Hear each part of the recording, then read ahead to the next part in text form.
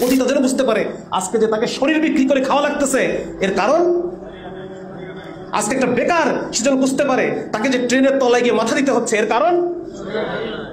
এই কথাটা আমরা মাথায় রাখবো ভাই ইনশাল্লাহ। আজকে যে আমাদের একজন গরিব মানুষ আজকে মাছের কাঁটা কিনে খাচ্ছে, চিন্তা করা যায়? পাঙাশ মাছের কাঁটা কিনে নিয়ে যে খাচ্ছে, ভাঙা ডিম কিনতে হচ্ছে মানুষকে আজকে, এর কারণ অমুক দল গিয়ে তমুক দল। আমরা ভাই কারো বিরুদ্ধে না, আমরা কোনো সরকার, এটা কোনো সরকার বিরোধী রাষ্ট্র বিরোধী কথা না। কোনো দল গিয়ে কোনো দল ক্ষমতায় আসলে আমাদের সমাধান হয়ে যাবে না, এটা না। বরং আমাদের একমাত্র সমাধান মুসলমানের, একমাত্র মানুষের একমাত্র ফিতরতি সমাধান কি? একমাত্র খালেকই জানেন যে একজন মানুষকে কিভাবে মোটিভেট করতে হবে। একমাত্র খালেকই জানেন যে 1000 মানুষকে ধর্ষণ থেকে ফেরাইতে হলে পরে তাদের চোখের সামনে কি দিতে হবে। আমরা তো মেডিকেল সায়েন্স পড়ছি, আমরা মানুষের একটা আছে আমি সময় বেশি নিয়ে ফেলতেছি, দুঃখিত, শেষ। মানুষের একটা জায়গা আছে পানিশমেন্ট সেন্টার, আরেকটা আছে রিওয়ার্ড সেন্টার। এবং আমাদের বইতে বলা আছে যে punishment centre is upper hand of reward centre. মানে একজন মানুষকে আপনি ভালো ভালো কথা শোনান, পুরস্কারের কথা শোনাবেন, এটার দ্বারা অতটুকু তার মধ্যে ইম্প্যাক্ট পড়বে না যতটুকু পড়বে তাকে শান্তিং দেওয়ার দ্বারা।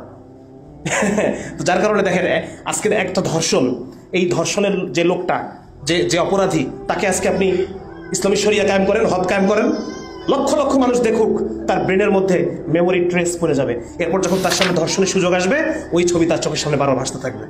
এবং তারা দেখেন, মানে আল্লাহ তো জানেন মানুষের ফিতরাত, এই জন্য তো আল্লাহ তাআলা এই সমস্ত ইসলামী বিধান, ইসলামী যে রাষ্ট্র কাঠামো, ইসলামী সমাজ ব্যবস্থাপনা, ইসলামী পরিবার ব্যবস্থাপনা, ইসলামের ব্যক্তি ব্যবস্থাপনা, ইসলামের যুদ্ধ ব্যবস্থাপনা, এগুলো আল্লাহ তাআলা ফিতরাতের সাথে মিলাই দিয়েছেন যে 10 জন মানুষকে মোটিভেট করতে হলে কিভাবে করতে হবে, 100 জন 1 কোটি মানুষকে একসাথে মোটিভেট করতে হলে তাকে কি জিনিস, কোন বিধান দিতে হবে, এটা কে জানেন বলেন?